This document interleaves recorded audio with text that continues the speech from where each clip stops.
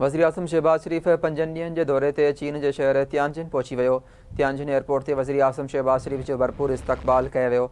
वज़ीर-ए-आज़म शहबाज शरीफ़ SCO सरबराही इजलास खे ख़िताब बि कंदो। वज़ीर-ए-आज़म सदर शी जिनपिंग ऐं वज़ीर-ए-आज़म ली चियांग सां मुलाक़ातूं बि कंदो। अहम ख़बर आहे, वज़ीर-ए-आज़म शहबाज शरीफ़ 5 ॾींहंनि जे दौरे ते चीन जे शहर तियानजिन पहुची वियो आहे। तियानजिन एयरपोर्ट ते वज़ीर-ए-आज़म शहबाज शरीफ़ जो भरपूर इस्तक़बाल कयो वियो। वज़ीर-ए-आज़म शहबाज शरीफ़ SCO सरबराही इजलास खे ख़िताब बि कंदो। वज़ीर-ए-आज़म सदर शी जिनपिंग ऐं वज़ीर-ए-आज़म ली चियांग सां मुलाक़ात बि कंदो।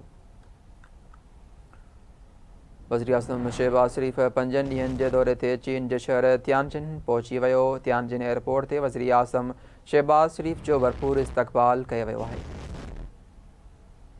वज़ीर-ए-आज़म शहबाज शरीफ़ SCO सरबराही इजलास खे ख़िताब बि कंदो। वज़ीर-ए-आज़म सदर शी जिनपिंग ऐं वज़ीर-ए-आज़म ली चियांग सां मुलाक़ातूं बि कंदो।